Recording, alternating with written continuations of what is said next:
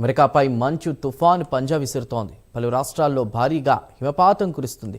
భారీ స్థాయిలో మంచు వర్షంతో పాటు అత్యంత కనిష్ట ఉష్ణోగ్రతలు నమోదవుతున్నాయి. ముఖ్యంగా టెక్సాస్, ఓక్లహోమాలలో మంచు తుఫాను వణికిస్తోంది. ప్రస్తుతం మంచు తుఫాను ఈశాన్య దిశగా కదులుతోంది. వాషింగ్టన్ నుంచి న్యూయార్క్, బోస్టన్ మీదుగా కదులుతుందని జాతీయ వాతావరణ శాఖ అంచనా వేసింది. ఈ తుఫాను కారణంగా పలు రాష్ట్రాల్లో విమాన సర్వీసులకు తీవ్ర ఆటంకం కలిగింది. శనివారం నాటి 3,200 విమానాలు, ఆదివారం నాటి 4,800 విమాన సర్వీసులు రద్దయినట్లు flight tracking website FlightAware వెల్లడించింది. ఇక మున్ముందు ఈ పరిస్థితి మరింత తీవ్రతరమయ్యే అవకాశం ఉందని అధికారులు హెచ్చరిస్తున్నారు.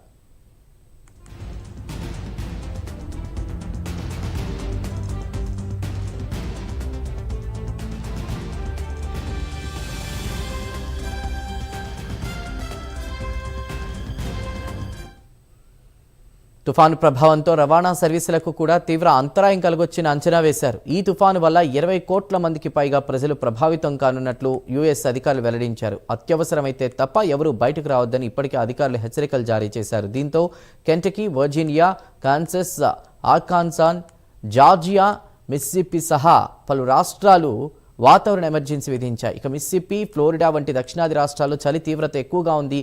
మిస్సోరీ, ఇల్లినోయిలాలోనూ భారీ మంచు కురిసే అవకాశం ఉందని అధికారులు తెలిపారు. ఇప్పటికే ప్రతికూల వాతావరణంతో వాహనాలు మంచులో కూరుకుపోయి వాహనదారులు తీవ్ర ఇబ్బందులు పడుతున్నారు. అయితే దశాబ్దిలోనే ఇది అతి తీవ్రమైన మంచు తుఫానని, ప్రజలు అప్రమత్తంగా ఉండాలని అధికారులు అలర్ట్ చేస్తున్నారు.